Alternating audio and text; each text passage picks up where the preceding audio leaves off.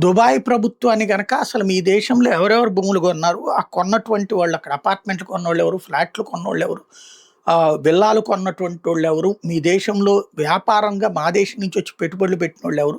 వాళ్ళ ఆధార్ కార్డు, వాళ్ళ కనుక పాస్‌బుక్కు ఇవి ఇవ్వండి అని అడిగితే, భారతదేశానికి సంబంధించినటువంటోళ్ళే 100కి 70, 80% మంది ఉంటారు అక్కడ పెట్టుబడులు పెట్టినోళ్ళు. అందులో 40% దాకా మన తెలుగు రాష్ట్రాల వాళ్ళే ఉంటారు. మన తెలుగు రాష్ట్రాల రాజకీయ నాయకులు, ధనవంతులు, అపర కోటీశ్వరులు అనేక మంది హవాలా మార్గంలో తీసుకుపోయి అక్కడే పెట్టుబడులు పెట్టారు. అపార్ట్మెంట్లు కొన్నారు, విల్లాలు కొన్నారు, షాపింగ్ కాంప్లెక్స్‌లు కొన్నారు.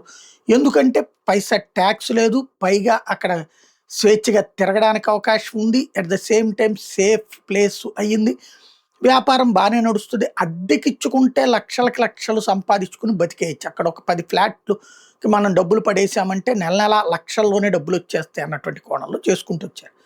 ఇప్పుడు వాళ్ళందరికీ ఒక టెన్షన్. రియల్ ఎస్టేట్ ఇప్పుడు డౌన్ అయితే ఇప్పుడు హైదరాబాద్ ఆ మధ్యన డౌన్ అయ్యి చాలా రోజులు తిప్పలు పడ్డటువంటి పరిస్థితులు ఎట్లయితే ఉందో అట్లాగే ఆ మధ్యన అమరావతిలో గనక భూముల ధరలు పడిపోతే ఎట్లాంటి ప్రాబ్లమ్ అయిందో ఇప్పుడిప్పుడు పుంజుకుందాం అనుకుంటే మళ్ళీ ఎదురవుతున్న సమస్యలు చూస్తున్నాం. ఇప్పుడు అక్కడ యుద్ధం జరుగుతున్న ఇప్పుడు ప్రపంచంలోని నలుమూలల నుంచి అక్కడికి వస్తూ ఉంటే వచ్చినటువంటి వాడు ఉండడానికో, కొనుక్కోవడానికో, అద్దెకో లేకపోతే కొనుక్కోవడానికో ఇల్లో, అపార్ట్మెంటో, ఫ్లాటో కావాలి. షాప్ పెట్టుకోవడానికి ఒక స్పేసు కావాలి. ఆఫీస్ స్పేస్ ఇయన్నీ గూడా. అవన్నీ మనోళ్ళు చాలామంది చేసుకుంటొచ్చారు. ఇప్పుడు రాకపోతే ఏమైపోతుంది? ఉన్నటువంటోళ్ళు ఆర్థికంగా సంక్షోభంలో పడితే ఏమైపోతుంది? ఇది ఇప్పుడు పెద్ద సమస్య. వాస్తవంగా సముద్రం లోపలికిగా చిన్నపాటి రియల్ ఎస్టేట్‌లేసేసి సముద్రం లోపల ఇసుకతో పూడ్చి చేసేసి భవనాలు కట్టినటువంటి ప్లేసెస్ గూడా ఉన్నాయి.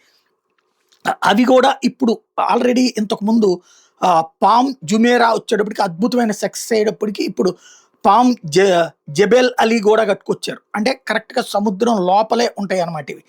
అలాంటి వాటికి ఇప్పుడు ఎలా ఉంటుంది మార్కెట్ అనేది పెద్ద చర్చ.